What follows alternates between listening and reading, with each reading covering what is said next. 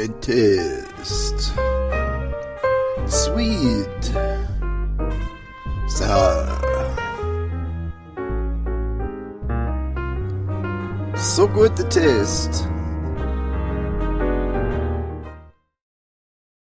Welcome to Great Taste on KICI 105.3 FM in Iowa City. And also, if you're watching this on the Fairfield Media Center's YouTube channel, I'm your host, Steve Boss, and we've got 60 minutes of upcoming deliciousness. My guest is Haile Thomas. She is the author of the brand new book, Living Lively, 80 Plant-Based Recipes to Activate Your Power and Feed Your Potential. Welcome, Haile.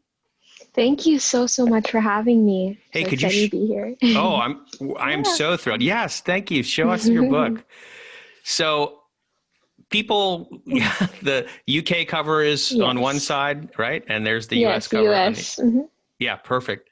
So people who watch the show or listen to the show over the last number of years know that I gush a lot about some of the people that I have on, and I am so happy, so thrilled to have you, because I think it's going to unfold over this next 60 minutes how much I appreciate not only what you're doing, but who you are that comes through everything that I've noticed and I've seen about you. I had the opportunity to do a little bit of research, watched your two TEDx talks, one from when you were 11 years old. I think the other one was when you were 17. And so I feel like I've got a little bit of an idea about your personality. I don't think when you introduced yourself and said you were nicknamed at home, Hurricane Haile, I don't think that's changed at all, has it? My parents don't call me that, but we often relate kind of what's happening now to how I was when I was little, but yeah, it's amazing. You have so much energy, and you knew at a very young age what it was that you wanted to do. I'm sure the whole vision didn't coalesce, but there was just this purpose that seemed to be revealed to you. And I wonder, was it when you were in the car that day you were talked about in your book that you were on your way with your parents to a doctor's appointment for your dad? Honestly, it was kind of a combination of really getting into the advocacy space after really dealing with my dad's health, and then just realizing the inner power that was unlocked within myself through having knowledge of food education. So in the book, I talk about that journey of finding out about my dad's diabetes diagnosis. And with that, I had already been like a super foodie at that time. Both of my parents are Jamaican, so I was never a mac and cheese, a pizza type of kid. I wanted curry goat and oxtail and jerk chicken, all of those things. I was the one who had a quote unquote weird lunch at school, right? But I was perfectly fine with that and always had a fascination, with food and cooking. But I didn't really think that was something that I wanted to do professionally, or even knew that I could, raise my voice about certain topics within that space. And just through my dad's diagnosis and learning so much about food and health, and eventually, reversing his condition, and then seeing, how my peers are also dealing with so many health challenges, including type 2 diabetes and childhood obesity, all those things, I was like, this is crazy. And so it really originally just started out as this exploration of the food space and understanding the industry and how young people are impacted, whether that's through, the foods we're ingesting or the marketing, whatever angle of it. I was just so invested in learning more about it. And as I started to kind of spread my voice and get feedback and see the impact of my story and journey and perspective, I think that's when I realized maybe there was something to everything that I was doing. And at 16 years old, you became the youngest certified integrative nutrition health coach in the United States. Yes. That's quite an accomplishment already. Thank you. Yeah, that's amazing. So I guess one of the things, you know what? Could you excuse me for just 1 second? I need to do something here. Hold on just 1 second. Just give me a second here. All right, let me see here. I got hungry. Oh my gosh, I need to actually get some food. Lunchtime. Oh my gosh. That? That is so good. I have to lick my finger. I might have to take more bites during that. Do you know what that is? It looks like toast, like Let's see. avocado toast. Where's the camera?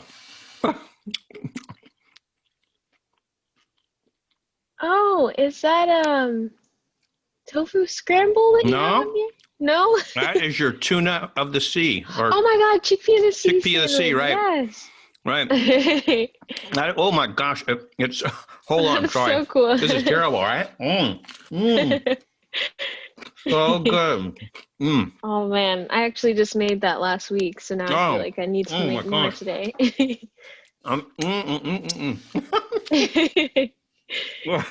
Well, I didn't know we were eating on this podcast. Now I will bring food next time.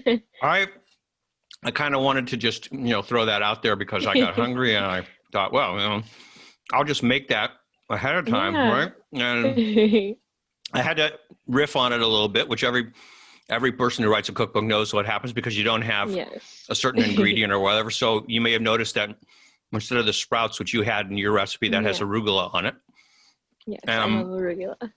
I think that you'll be happy to know that arugula and the cherry tomatoes that you saw came from our local CSA. Yay. Organic CSA, by the way. Nice. Anyway, we'll get back to that later, but I just had that hunger pang and I needed to take care of it. So I just want to say that's an awesome recipe, really delicious. And our daughter was in over the last 10 days or so, and she is vegan. And so I gave her the book to look through, and she was so excited about it. And she said, well, after your interview, you make sure to, save it for me, because she has 2 little girls and she's raising, I'll have to say, they're mostly vegan, but they do like their dairy a little bit. So, but anyway, the point is that she was really excited looking at your book. And my next thing after the tuna, I don't know why I call it tuna of the sea. The chickpea of the sea is we're going to have some oven roasted fries, and I'm going to make the smoky barbecue sauce, because that looks like it'll be perfect for that. It's delicious, so I hope you enjoy. Oh, I'm certain that we will. All right. We'll get back to this. So the book, why don't you tell us a little bit about it, because this is not your typical cookbook.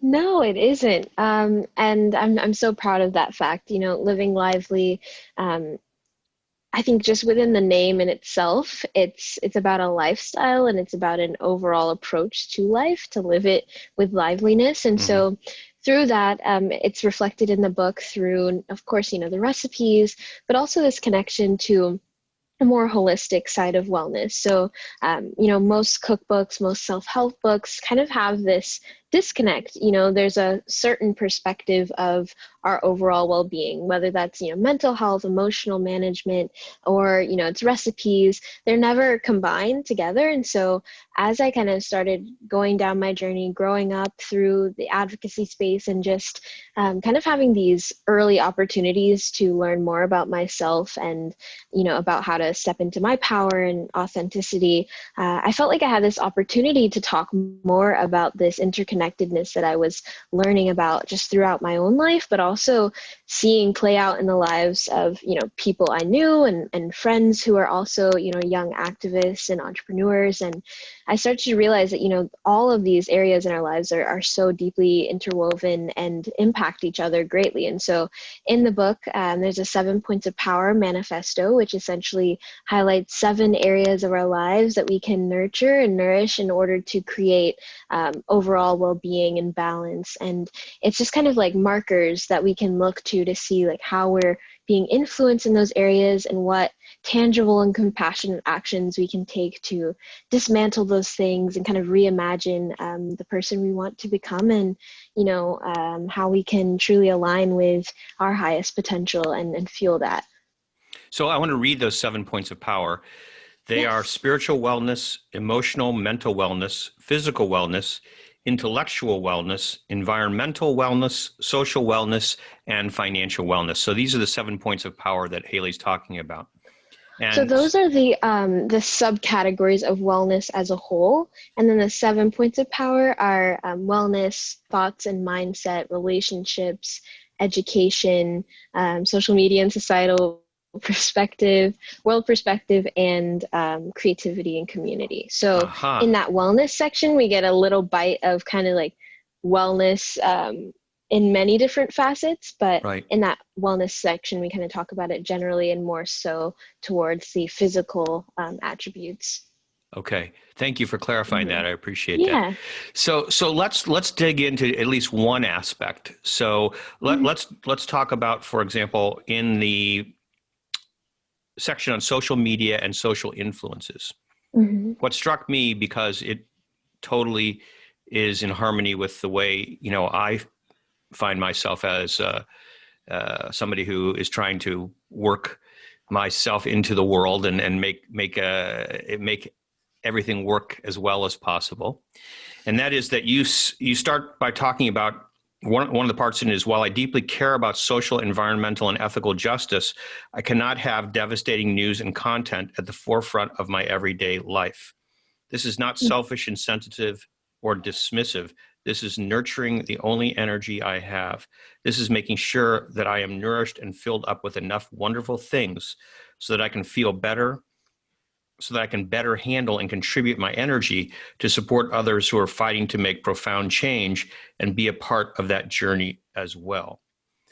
And I find that to be not only extremely insightful, but also very clear in terms of the message that at least I get out of it, which is, if you want to raise your voice, if you want to be a force for change, the only foundation you can build that on is your own inner strength. And if your inner strength is influenced by negativity, that's not going to have a lot of power. But if your inner strength is totally built on positivity, based on, you're welcoming all the positive attributes into your life and focusing on them and focusing on the ability to find those in other people, then you have a huge power that's basically unstoppable. Absolutely. I mean, I think you captured it perfectly, and it's something that, especially during this very weird and just unbelievable year, I think it's really important. There's a lot of things out there right now on social media, in the news, whatever, that is harnessing a lot of fear energy out of us. There's a lot that's being pulled out, and a lot of our attention is, geared towards survival mode and not necessarily gratitude or our health and well-being that we can cultivate now. It's a lot about fear and paranoia and disappointment and anger towards just a lot of things that are going on, a lot of the disappointments that have been unfolding throughout the year, and the uncertainty of the future. And I have definitely, gone through my many phases throughout this quarantine of, emotional distress and just not really sure what I think or feel about anything. And I found that really disconnecting from social media as an act of self-care and self-love was so powerful, because it called me back into my personal power and helped me create a stability that was, really something I could rely on, because it was an inner thing, and so having that to come back to is so helpful. And it's also important to know that we can't,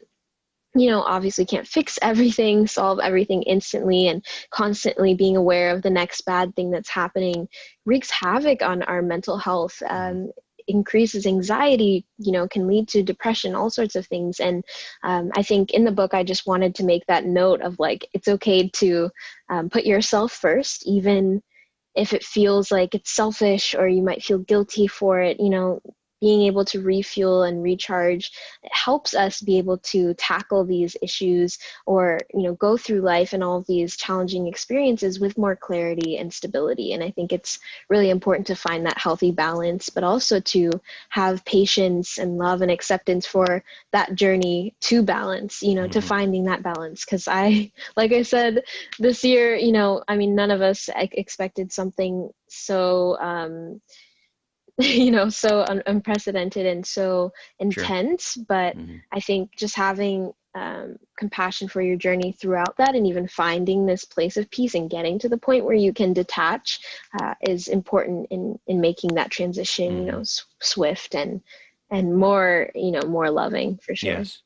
And a lot of, I hear a lot of, we'll say, influencers in the self-help arena talking about cultivating gratitude. And you talk about gratitude in your book. Mhm. But another thing that I think that certainly I've become more aware of is cultivating kindness within Yes. myself and within my relationships with everyone else, because we're all here together. So Yeah. we may not have the same understandings, the same objectives, the same goals, but I think that if we did understand that the success of all of us depends not only on ourselves, but on everyone else, that cultivating kindness could be a big help in trying to understand whomever, our neighbor, our people that Mhm. we don't even know, whatever. Absolutely. I think getting back to the unity that is, the essence of all of us. We are so deeply interconnected. And I think really tapping back into that is a huge part of our collective power. Mm-hmm. And I think this pandemic experience is just calling us to really be imbued in that unity and understand that it starts from within as well. As you said, reflecting that kindness onto yourself and onto others is so important. So I'm hopeful in many ways because I'm seeing a lot more authentic and vulnerable community building online, in person, just people being more gentle with each other and understanding because of, this group experience. But, I hope that continues as this all unfolds and we just kind of get to that place of understanding that we're all just trying to survive and make it through Right. this. And I think that very human thing is a big connecting point.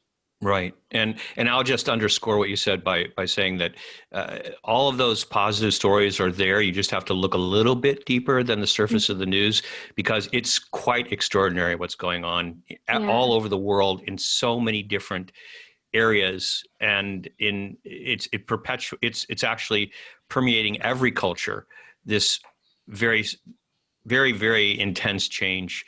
And I think it's a change that is bodes really well for all of us on all fronts. It's going to take some time, but anyway, I'll step off the whatever the soapbox at the moment and go back. Let's go back and focus on the book, because as part of this initial, before all the recipes happen, when you talk about the 7 points of power, there's also a very deeply embedded workbook throughout this whole it's a process basically that you've put into the format of the book. Yes, yeah. So in the 7 points of power, as you said, there's journal prompts and moments to reflect on, the things that I've talked about prior. And I found that to be so important because I think introspection is, or used to be a really rare thing. We would go through life or even go through books just kind of like absorbing everything and not even pausing to understand how it's impacting us or fully exploring the thoughts that maybe, this text is prompting.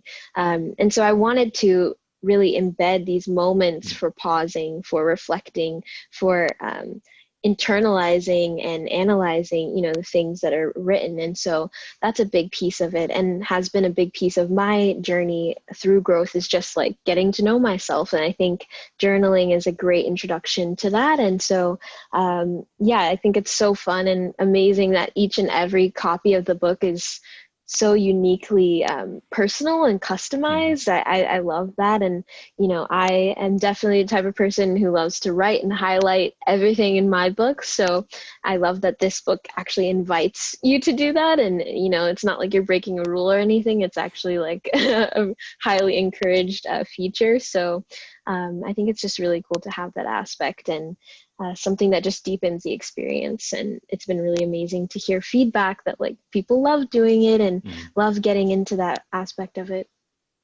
I want to mention it because I'm not sure I did earlier, but this young lady is 20 years old. So almost not even 20 I've got years a few old. months. Oh my gosh. Okay. Okay. Well, hurricane is definitely apt. So let me ask you, I know the book is for anyone, But did you have any particular person in mind, a target audience, when you were writing this? Some part of the population that you hoped would respond to it? Honestly, I mean, I knew I was writing the book from, a youth perspective, and I have young women featured in the book as well, and they share their stories, and that's all from, this Gen Z perspective. So of course, I know that it'll resonate with, some of my peers and everything, but to be honest, throughout my entire journey of the past, 10 years, my community and support that I've, been able to cultivate has been very much intergenerational. And I think it's really important not to alienate, specific groups or people. I think that I wrote the book with the intention of it reaching and impacting all who may need it. So I find that it's really cool to see it resonating with so many different people of different backgrounds and generations, and to see my, perspective and the Gen Z perspective to be received throughout multiple generations is really, really cool. So I just hope for it to be a tool for empowerment and, understanding that we're worthy of self-care and investing our time and energy into ourselves in order to make a bigger impact in our world as well. And I think, it's a timely message for young people as we're stepping into our voices and figuring out who we are. But it's also a really great message for, adults who have been conditioned to live a certain way, or to, think of themselves through a certain light, or limit their, expression because of certain expectations, or, all those barriers that really prevent us from being our fullest selves, and tell us that we're not good enough or worthy of, nourishment and taking care of our bodies. So all of those things I think apply. And I hope for it to just be like a human 101 guide that is very flexible and explicitly states that I also am just learning and figuring it out, and that we're all, continuously growing up and students of life. I think we need to just acknowledge and tackle one more issue before we get into some of the actual food parts of it. I mean, this is food related, what I'm going to talk about, but because of everything that's been going on, especially in the last few months, outside of COVID, but also with Black Lives Matter, one of the statements in the book is that racism is inherent in the food system. And I don't know, I think it's very clear that most people don't think about this. So I would love if you could give us a little bit of insight, because it's clear to me. Lately, I've been reading books like Michael Twitty's book, which I'm going to blank out right now on the name of, but is a fascinating book into the history of African American culture as it relates to food. The Cooking Gene is the name of the book. And I'm reading a book right now called Soul Food. The author, I'm definitely going to blank out on that one. But anyway, a few years ago, I had the pleasure of interviewing a young woman who wrote a book called The Color of Food. And the message in that book was just how people of color have been marginalized in terms of not only their ability to have access to good, healthy food, but also to the land itself and the ability to grow food. So when you said in the book that racism is inherent in the food system, not only was that a clear statement, and certainly I understood, where you were coming from, but I would appreciate it if you would just expound on it a little bit. Yeah, absolutely. A lot of my work through my nonprofit, Happy, has been so deeply about really reaching out to communities of color and getting into those underserved communities in order to kind of bridge this tremendous gap of not only food access, but also food education. And what we're seeing is, underserved communities, primarily communities of color, are literally set up to have, the people within them get these diseases and to not be able to access and take care of themselves, whether that means, that we are having jobs that make it absolutely impossible to have a schedule in which you can do self-care, look at what your kids are eating, watching, doing. There's a lot of chokeholds on communities of color. And in terms of food access, it's been really heartbreaking to see this evolve over the years, but also really amazing to see the nonprofits and community leaders that are working to make food more accessible in urban communities. And I think that in this movement and in the issue with food apartheid and everything, it's been really awesome to see people from those communities rising up and creating opportunities to come together and fix the solution versus waiting on the system to do so, because there's disproportionate rates of type 2 diabetes, obesity, heart disease, all of those things. But when there's knowledge, there's power. And so to have, nonprofits like Harlem Grown or the Green Bronx Machine, too, that I love so much and we've been able to partner with over the years, to have them not only creating,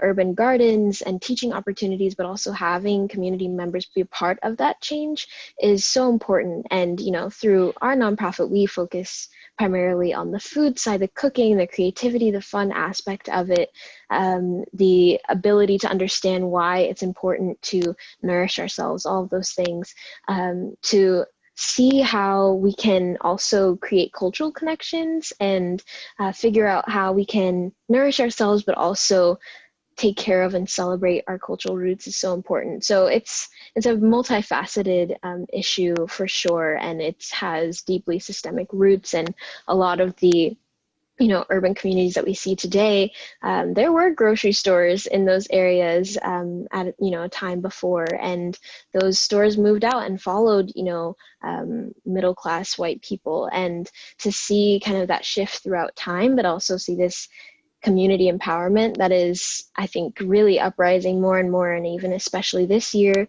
with trouble accessing fresh food and produce even more so, and kids out of school and all of those things, relying on school lunches and school meals. It's been really cool to see community stepping up. So through your organization, you mentioned it, happy.org, you have 3 initiatives, I think. And do you want to explain those? Yeah. So through Happy, we primarily teach plant-based nutrition and wellness education to young people.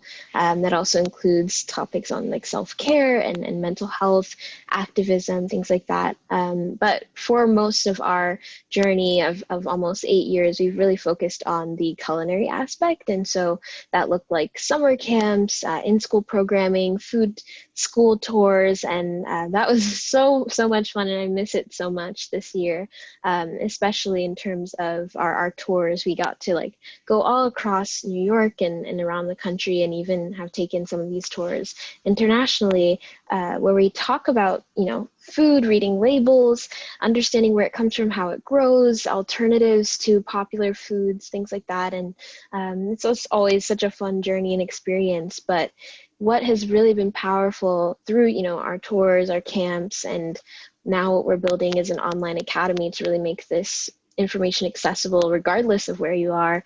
What we're really pushing is empowerment through wellness education. And what we've seen over the years is how kids, when they learn that a derivative of duck feathers or petroleum is in their favorite snack, they no longer want to eat that. And they also want to figure out, well, how can I, help my friend understand this, or my mom, or what can I do to hold these companies accountable? And it's been really cool to see this just like innate drive to make a connection between themselves and their communities play out through our time, in the nonprofit, and just how there's this light bulb that goes off when we make those connections. And, that was powerful for me through my journey with my dad, but it's also powerful for so many of us to just be aware and mindful of what we're putting into our bodies, and to understand that it's a really incredible way to start making a difference in our individual lives and,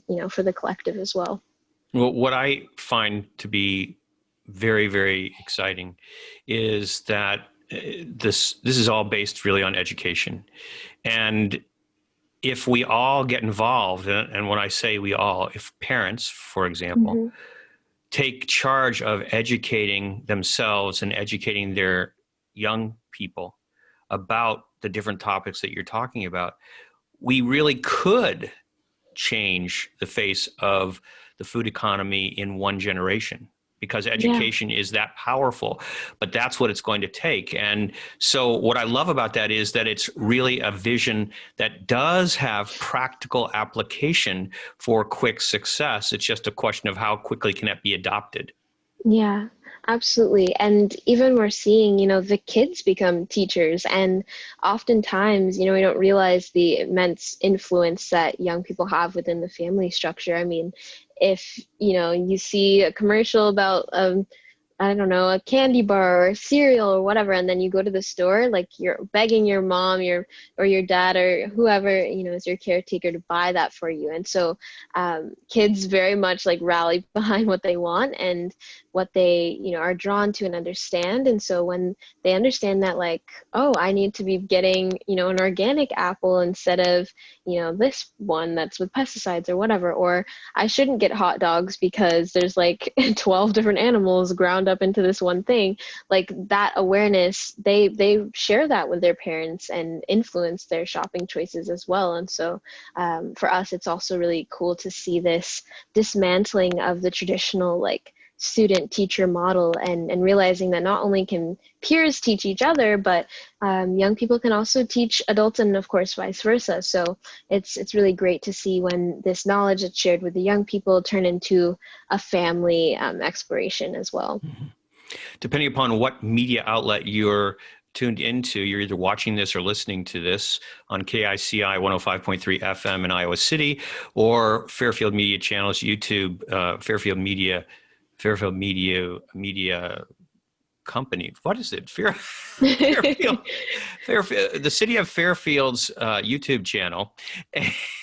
That was somehow very tough for me to get out. But anyway, Okay. I'm talking with Haile Thomas, and it's a pleasure to be talking with you. And do you want to show that copy of your book again? Yes. And I'll mention for our listeners, book is beautiful. Living Lively is the name of it. And we're about to really dive into the food part of the book itself. And so why plant-based nutrition? Well, I am vegan myself. My family and I are. And that journey for me to veganism definitely did not start out as purposeful as it is now. I definitely had a certain image of like what a vegan person looks like, and how accessible it is for people like me. And before really learning more about it, those stereotypes of like the crazy vegan and which you are now, right? No, I am not. But all of that was really my perception of it. Right. Super judgmental, very like wired up, and kind of, yeah, just not very positive. And I'm very surprised that through all of that, I've been able to come to this place. But in 2014, I just like came across this random article about red meat causing cancer, and I just couldn't really get it out of my head. It was just something that stuck with me, so I wanted to research and look into it more. And through that, I thought, okay, this lifestyle, like zero cholesterol, super high in antioxidants and fiber and just amazing ingredients. I can get protein, I can get all my basic needs met, and like, why not give it a try for the creative side of it? I've never made vegetables the star of my plate. Like I said before, my parents are Jamaican, so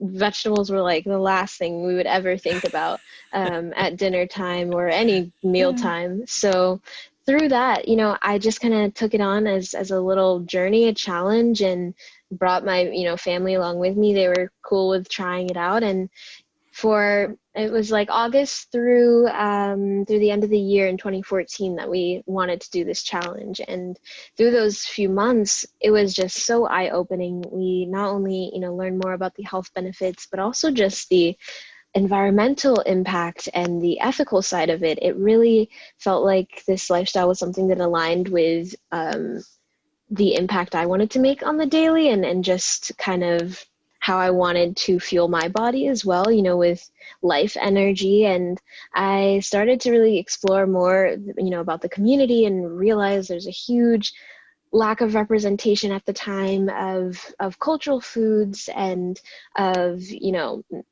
people of color in the vegan space. That was very rare, and it was kind of hard to find that reflected within the space. And so I thought there was a really huge opportunity to redefine what it looks like, redefine the people who can try this lifestyle, who can commit to it 100%, 15%, whatever. Like, I wanted it to be more open and welcoming than it was when I stepped into it. And so for me, like, dedicating the book 100% to plant-based recipes is because that's like my lifestyle, but also because I think it's a great entry point for those who either want to improve their health, want a creative challenge, want to mix things up, want to, you know, commit to helping the environment a little bit more. Whatever your reason is, I wanted it to be a very welcoming and compassionate entry point, because, you know, veganism is rooted in compassion, and I think in a lot of ways that gets muddled, but I want to make it where, you know, it's representative of compassion for our bodies, the planet, animals, and also other human beings, and really makes it a joyful experience in trying these new recipes. Oh, okay. So it's a joyful experience, right? Yes. Good. I know you're waiting for that second bite. So much joy.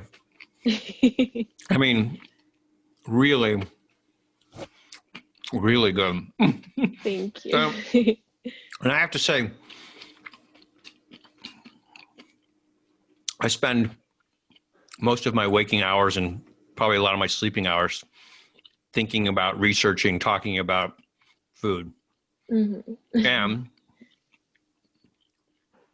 I probably have some misconceptions about veganism, even though my daughter is vegan.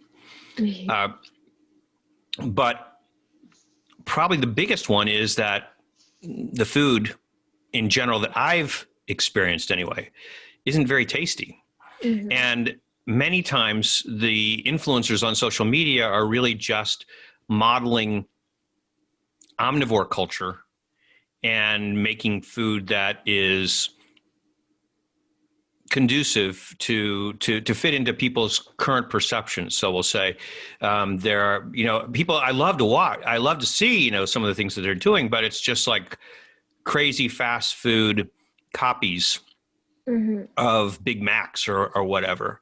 Right. And then there's the plant-based meat trend, where we have the Impossible Burger and the Beyond Burger and all those different things, which the founders are very clear that they're not even trying to attract people who are vegetarian or vegan. They're trying to attract carnivores, which I actually, I can appreciate that, because that's still going to have a positive impact on their health and the environment. But at the same time, this is a long way of saying that this is so tasty, this recipe. So it just makes me feel so joyful inside. And then reading through a lot of the other recipes, which I plan to make, and as I told you, the next thing is going to be the barbecue sauce. I can tell by just looking at the ingredients that everything's going to be really tasty. So it's a really inspiring for me. I'm excited. I'm not vegan. I tell you, I'm not vegan, but at the same time, I eat a very large percentage, 90% or more plant-based diet. So it's not that difficult for me, though I do love my cheese. So. No, trust me, I understand. I used to be like addicted to cheese. Right. But we're really lucky because we have a local organic dairy that's been here for many, many years. That's extremely cognizant of taking care of the animals in a very compassionate manner. So anyway, that's beside the point. So what I noticed that on your website, when you sign up, so that's HaileThomas.com, right? HaileV Thomas.com. Haile V. Thomas. Mm-hmm. Okay, so HaileVThomas.com. So when you go to the website, you can sign up for a newsletter, and Haley's going to send you 5 of her favorite recipes.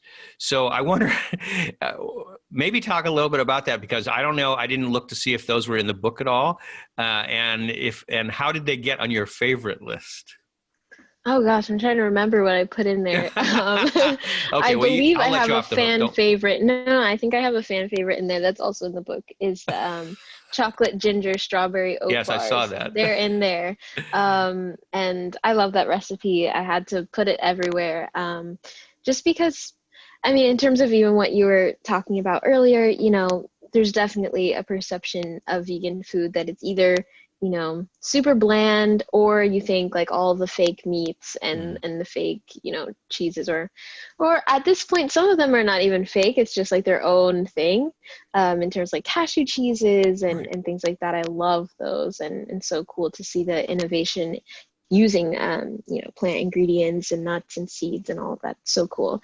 But you know, there's definitely a certain perception that it's either kind of all the processed stuff, or, you know, lettuce and like a few cherry tomatoes and very bland, you know, like eating grass type of perception. But, you know, that's not at all the case. And I think just with plant-based ingredients in itself, I think there's so much more creativity that we can apply to them. You know, I often say that we have like a national under-seasoning crisis, because these foods are blank canvases for truly incredible dishes, and so much fun fusion and flavor combining, ingredient combining, all of that.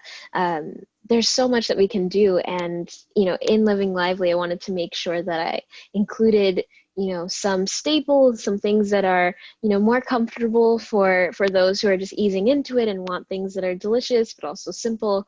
Then I have things that are more fun and unique. Like we have like a beet pesto pasta that is so delicious, and super fun. It's this vibrant pink pasta. It's using incredibly nutritious beets. Like I love recipes like that are aesthetically pleasing, but also, you know, uses ingredients that are full of really great benefits. So I wanted to create this fusion and to show that whether you want to keep it simple or you want to do something fun and kind of be more creative, both of those experiences can be very delicious and enjoyable.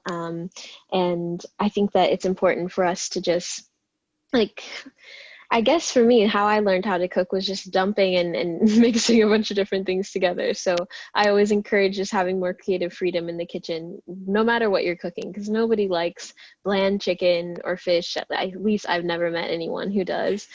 Same thing for bland tofu that you cook improperly. Like it's not going to work no matter what ingredient you use. So it's important to just remember that and to know that these foods are so fun to experiment with. And I think once we have that kind of light and playful energy towards it, it changes the entire experience. So how about an entry point or two for people, just to make it like, oh, anybody can do this? Because I think that's one of the hesitations about any type of cooking, whether it's vegan cooking or just making anything. So many people today don't have any familiarity with cooking. It's been too easy their entire lives to just go out and get it at a restaurant, or to buy it already prepared in a deli counter, or to find a box that all they do is have to add water. And so, you know, they kind of need that barrier to entry to be really low. So how do we get them to see, oh, wow, this is not only good, but it was fun? I think honestly, there has to be a willingness to step into a new experience. You know, I'm not like the greatest fan of the idea of like watering something down or making it, you know, like the most easiest, you know, entry point ever. Like I think it's important to also want to stretch ourselves and to step into something unknown and new. And so again, I have, you know, recipes in here that are really easy. Like you just need to throw things in a pot and you know, heat it up, or put it in a blender and blend it up. But I think that there's something really beautiful and sacred about the cooking process and about it being one that is embraced with this just like air of creativity and knowing that you're stepping into a new experience. And I think that in a lot of ways, the very quick satisfaction and easily accessible everything sucks the joy out of life, and then the process of nourishing our bodies in itself. There's a huge disconnectedness, whether like from stove to table or farm to table, whatever that looks like for you. There's a big disconnect. We cook our foods as we want to cook it as fast as possible, get it over with as fast as possible, or our schedules, confine us to only having a certain amount of time to dedicate to that. And then we also eat it distracted or rushed or, in a hurry. And this quarantine for sure has changed a lot of the ways in which we, have to take care of ourselves. Many of us are forced to cook. So that's, for sure made an impact. But I think it's important to just recognize that time of eating and of cooking is something that we can fuse so much positive and loving energy into that will be consumed, through our bodies. So just kind of honoring that process is important. And it doesn't have to be complicated. I think the mindset is a big piece of it too. And of course, accessibility, which I address in the book with like ideas for swaps and ingredients you can omit that aren't like super necessary. So yeah, I think it's just finding a balance between all of those things and being open to the experience. I'm certain that you have had many people say to you, Haile, I would love to take the time to cook, but I'm working 3 jobs. Yeah. And do you have any suggestions, or what suggestions do you have for people? Because there are a lot of people in that situation. Absolutely. Yeah. I mean, it's always so hard to kind of create a guide or a book or advice that's, one size fits all or can be adjusted to do so. But I do talk a lot about freezing your food, finding, ways to kind of make shortcuts. So whether that means, prepping in advance, having things already laid out and ready for you to just add into a pot and cook up in a few minutes. So you don't have to deal with, prep time, which can take so long, or even, making meal prepping and making sure that you've got everything set out for the week. So there's always a certain level of investment of time, into our health and wellness. And that's something that is inevitable and unavoidable. There's just a certain point where you get to where you have to put that commitment in if you want those results back. And so sometimes it looks like an entire reshifting of the time that we spend doing other things. I absolutely understand like working and family, relations and all those things, managing those is incredibly difficult. But sometimes those moments that we have, that are free time, we're like scrolling or we're watching Netflix or whatever. And absolutely like no shade to those things. It's important to decompress, but sometimes we can use that time to also invest in our health and in our food and lifestyle. So I think it's important to just kind of look at our lives, look at our schedules and see, what can I do? Whether that's just 5 more minutes invested in prepping for my breakfast tomorrow morning. Let me make overnight oats, like super easy entry point, accessible, affordable dish that you can make for your breakfast that will be more nutritious than a sugary cereal. Let me spend 5 extra minutes, before I go to bed making that. So I think overall, looking through the resources in the book is really helpful, but just kind of figuring out like what commitment you can make that's approachable is super important. And for people who have families, I think that one of the ways to allocate time then is to make cooking a family activity. Yes, absolutely. Getting kids involved, having, different roles at dinner time, assigning different sections of the dish to different kids or our family members. I think that's so fun. And it's also such a great opportunity for bonding and just having a deeper connection to your food. So I think there are endless ways to figure it out and work it into our lives. Of course, it's more challenging for some, than others, but I think that there's always that potential to start something, to plant a little seed that can eventually make, the whole process a bit easier. So what would you like to make sure that everyone is watching, listening, takes away from our discussion? I really hope for everyone who's watching and listening to just take away the fact that our our well-being, our holistic well-being is so important, and investing in ourselves is one of the greatest acts of service that we can do, for ourselves, but also for the people around us and our community and our collective. It completely shapes how we operate in this world, the decisions that we make, the ways we view each other and interact with each other and ourselves. All of those things are rooted in holistic well-being and self-care. And so if you're watching this, or listening, I hope that you take some time today or this week to just think about how you can take care of yourself a little bit more, and how you can truly tap into the incredible joy and just exciting process of getting to know ourselves and nourishing our bodies as well. And what's the current what now for Haile? What now? I would say, what now? I have been thinking about book 2. I'm not really I don't have so much pressure on myself at this moment, just letting the creative ideas flow in. So that's, something that's always running in the back of my mind, and ideas that are popping up. But also working, on my nonprofit and providing opportunities for us to show up during this time. We did a self-care summer camp a few weeks ago, a few sessions on Zoom with kids, and we were talking all about self-care and building affirmation jars, and just kind of building up resilience throughout this time, and instilling, all the things that I mentioned before, just how important it is to take care of ourselves right now.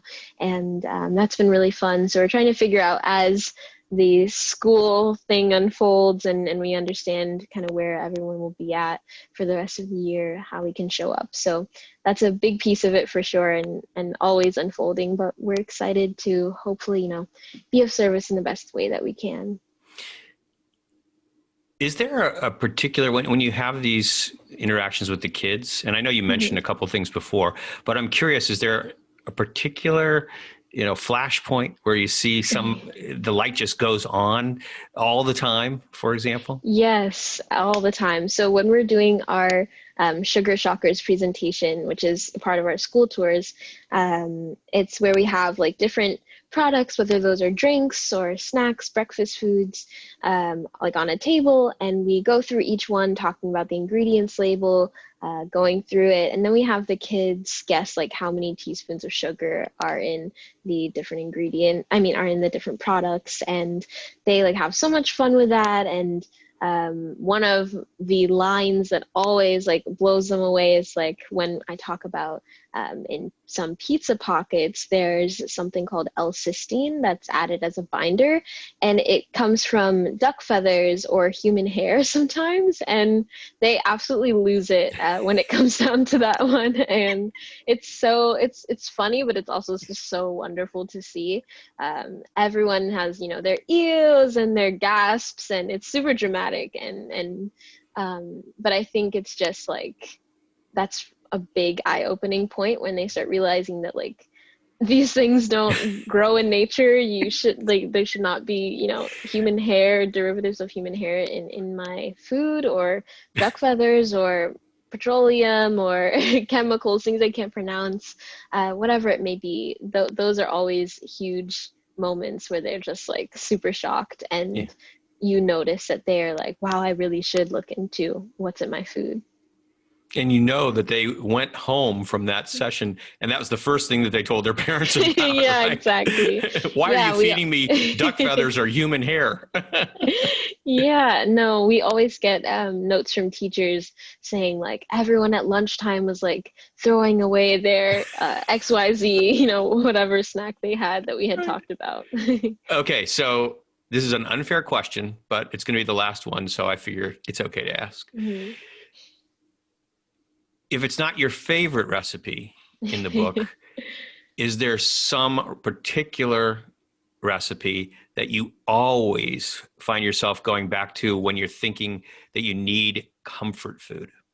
Oh, I'm happy you asked this question because I was actually thinking about this today. The oven fried mushrooms in the book are absolutely perfect. Like they are so delicious, satisfying, meaty, even though it's mushrooms, and it's just such a great comfort food. I love making it with like cornbread sliders. So in Questlove's food mixtape book, I believe that's the name of it, I contributed like a recipe for these lemon cornbread sliders with a chipotle mayo on top and then the oven fried mushrooms.